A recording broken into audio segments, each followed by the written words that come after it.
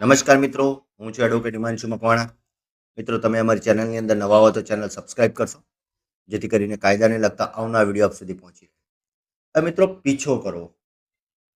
ભારતીય ન્યાય સંહિતા 2023ની કલમ 78 મુજબ પીછો કરવો, જે કોઈ પુરુષ કે જે સ્ત્રીનો પીછો કરે અને સંપર્ક કરે અથવા એવી સ્ત્રીનો સ્પષ્ટ અસ્વીકારનો સંકેત હોવા છતાં એવી સ્ત્રીનો વારંવાર વ્યક્તિગત રીતે સંપર્ક કરવાનો પ્રયત્ન કરે અથવા સ્ત્રી દ્વારા ઉપયોગ કરાતા ઇન્ટરનેટ, ઈમેલ અથવા અન્ય બીજા ઇલેક્ટ્રોનિક સંચારની દેખરેખ રાખે તો તે પીછો કરવાનો ગુનો કરે છે. પરંતુ એવી જોગવાઈ કરવામાં આવી છે કે આ પ્રકારનું આચરણ પીછો કરવાનું ગણાશે નહીં.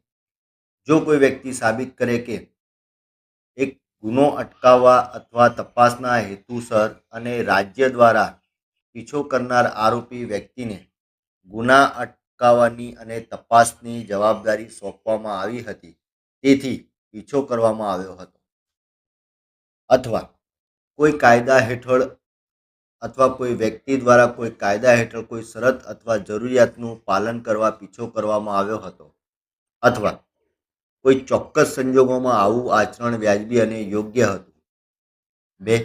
જે કોઈ વ્યક્તિ પીછો કરવાનો ગુનો કરે તેને પ્રથમવાર દોષિત ઠરે 3 વર્ષ સુધીની બેમાંથી કોઈ પ્રકારની કેદની શિક્ષા કરવામાં આવશે અને તે દંડને પાત્ર પણ થશે. અને બીજી વાર અથવા ત્યાર પછી દોષિત ઠરે તો તેને 5 વર્ષ સુધીની બેમાંથી કોઈ પ્રકારની કેદની શિક્ષા કરવામાં આવશે અને તે દંડને પાત્ર પણ થશે.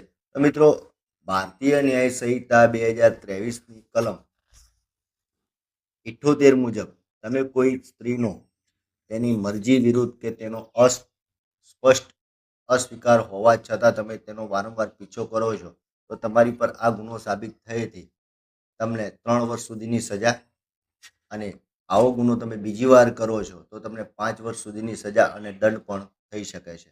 મિત્રો, વિડીયો ગમે તો લાઈક કરજો, શેર કરજો, કોમેન્ટ કરજો.